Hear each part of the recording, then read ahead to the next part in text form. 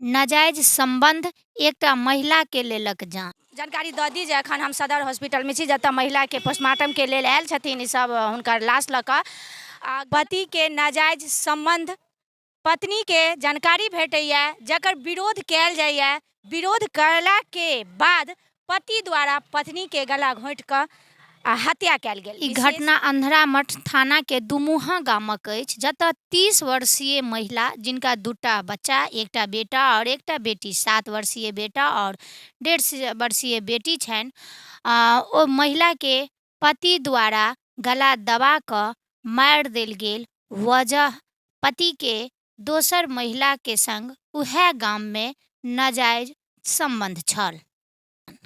एहि पर विशेष अहाँ सब टिप्पणी जरूर करी और एहि वीडियो के ज़्यादा से ज़्यादा शेयर करी जे एहन टाइप के घटना नहीं होय, रोकथाम लगे। विशेष महिला के चाचा सब छथिन हिनका से जानी विशेष डीपली की बात छल आ अपने के नाम बतेबै।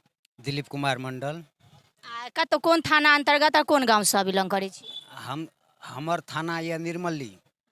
जे घटना भेल घटना जे गांव में भेल से पड़ी अंधरामठ थाना जी गांव दुम्हान।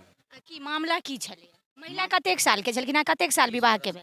30 वर्ष के। 30 वर्ष के महिला। शादी के कते दिन भेल? शादी के 15 साल। 15 साल भ चुक। क्या गो बच्चा छलन? 2 गो, एगो लड़का एगो लड़की। 15 साल से सुखी परिवार चलै छलन त फिर बीच में की केहन टाइप के एलै जे एहन घटना भेलै? ए लड़का के जे छै से गलत संबंध गांवे में पड़ोसे में एकटा महिला से भेलै जे नाम छलन लड़का? ज्ञानदेव मंडल।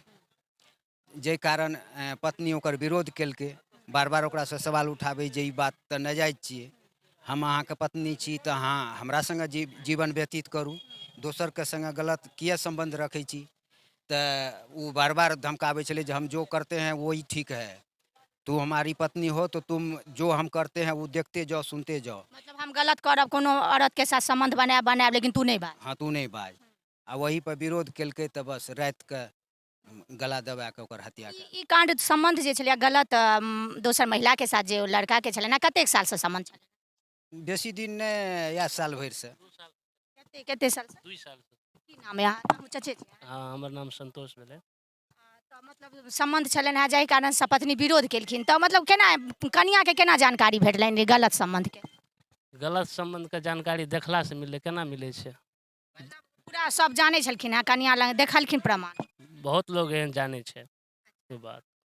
तो गलत नाजायज मतलब जेंट्स के द्वारा हम बनाएब लेकिन तू नहीं बाज जाहि कारण से अहाँ सबके की आरोप है जे लड़का मारि देलखिन?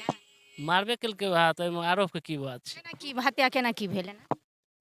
ई तो देखलिए ना, ओठना गेलिए तो वो मृत छले बंदा जी। अहाँ सबके कखन सूचना भेटल? हमरा सबके 1 बजे रात में सूचना मिलल। 1 बजे रात तकर बाद अहाँ सब जी। फिर केना की लड़का अखन कतऽ छथि? केना थाना के तरफ से थाना में छै। लड़का थाना में छै। बच्चा कते साल के बच्चा? बच्चा लड़का छै ओकर 7 साल के लमसम और लड़की छै 1.5 साल के।